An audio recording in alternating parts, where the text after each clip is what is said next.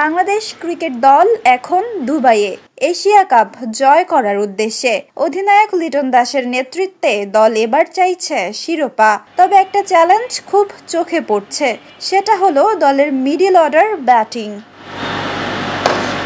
4 নম্বরে নামা তাওহিদ হৃদয়ের সময়টা ভালো যাচ্ছে না। নেদারল্যান্ডসের বিপক্ষে পাওয়া একমাত্র সুযোগও ব্যর্থতার মুখোমুখি হয়েছেন তিনি। 4 নম্বরের ব্যাটিং পজিশনে বাংলাদেশের দুর্বলতা যেন স্পষ্ট। কিন্তু ভক্তদের স্বস্তি দিতে পারে জাকের আলী অনিক। মিডল অর্ডারে এই বিশ্বস্ত ব্যাটার সাম্প্রতিক সময়ে ভালো ফর্মে আছেন। পাওয়ার হিটিং কোচ জুলিয়ান উডও প্রশংসা করেছেন তার শক্ত ব্যাটিংকে। আর আছেন শামীম পাটোয়ারি, লোয়ার মিডল অর্ডারের খেলোয়াড় হিসেবে ব্যাট বল দুদিকেই অবদান রাখেন তিনি। তবে নেদারল্যান্ড সিরিজে ব্যাটিংয়ের সুযোগ পাওয়া সত্ত্বেও ভালো করতে পারেননি।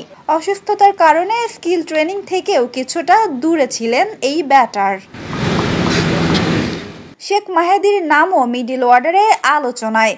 ডাচ সিরিজে ব্যাটিং পাননি, তাই প্রস্তুতির বিষয়ে কিছুটা সন্দেহ রয়েছে। তবে নেটে অনুশীলন করে তিনি চেষ্টা করেছেন ফর্ম ধরে রাখার।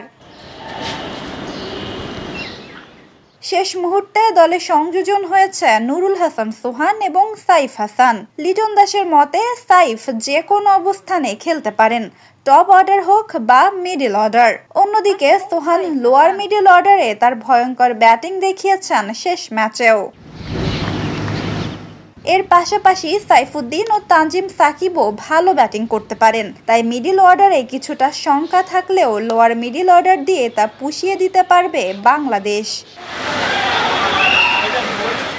মোট কথা, লিটন দাসের নেতৃত্বে বাংলাদেশ আশা করছে মিডল অর্ডারের চ্যালেঞ্জ কাটিয়ে শিরোপা ধরে রাখার। এশিয়া কাপের মঞ্চে সব চোখ থাকবে তাদের ব্যাটিংয়ে। নাজিফা তাসনিম, ক্রিকেট 97।